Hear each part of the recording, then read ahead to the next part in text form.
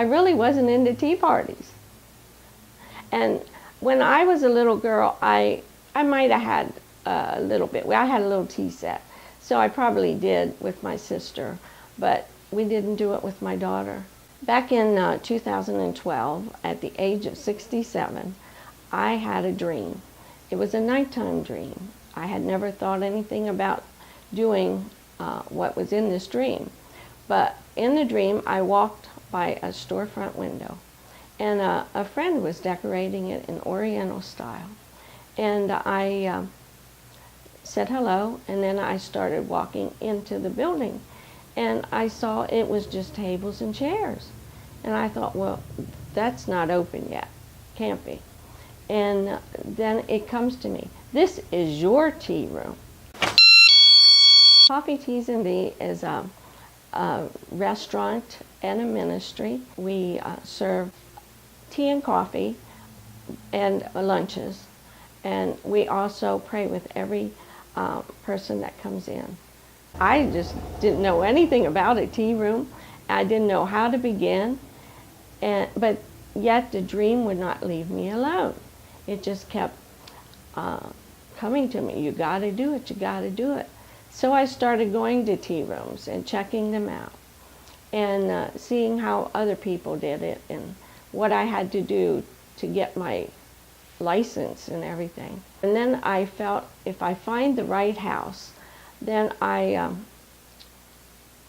be able to know for sure if this is what you want me to do, Lord. I started looking for houses, and the zoning was always wrong. And so the zoning officer said, well, why don't you check the 200 and 300 block of West Market Street? So I was going to do that. I came in from the south end on Pershing to Market Street. And right before I got to Market was a traffic light. So I stopped at the traffic light, and I see a sign for sale on the fence. And so I thought, now, is it something behind the fence or is it the house? And it was a commercial business, so I came on in, and I spoke to the receptionist, and she said, well, would you like to speak to the supervisor? And she came down and she showed me around, and I thought, yes, this would work. I said, Lord, if you want me to have this house, you're going to have to keep it till I sell mine. And I had a mortgage on that house, and well, I knew I couldn't pay for it if my husband passed away. So I had already prayed about that, and I think this was the answer to that prayer. So I found the house, and people started coming up to me, and they said, you know, I believe the Lord wants me to give you this. The first one was a Japanese tea set, and I thought, well, it was Oriental in the tea room, so that was another sign it was meant to be. My husband passed away January 2nd, and 2 weeks later the house sells.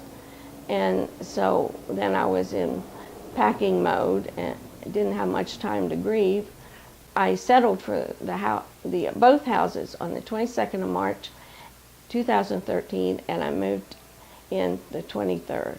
All the walls needed painted. We had boxes in this room for 9 months, and then I was faced with, you know, how am I going to pay for this stuff? I paid off the mortgage at the other house and bought this, and free and clear. But I didn't have extra money until I got insurance money from my husband. I buried him and had enough to do a modest kitchen upstairs for myself. And then was the commercial kitchen. The architect said it would cost about $36,000, and I said to myself, this is crazy. I just got out from about that much. Why do I want to invest in 36 more thousand? But it wouldn't leave me. I talked with the architect again, and he said, well, you know, we discovered that the front door is too narrow to put in a handicap ramp, and so we don't need the handicap bathroom that they were planning for. I did buy some new windows, and with it all, it came to $22,000.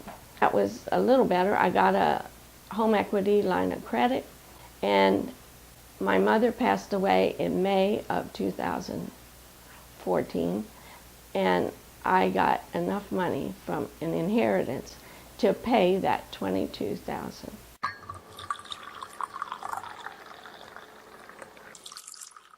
I never wanted my own business.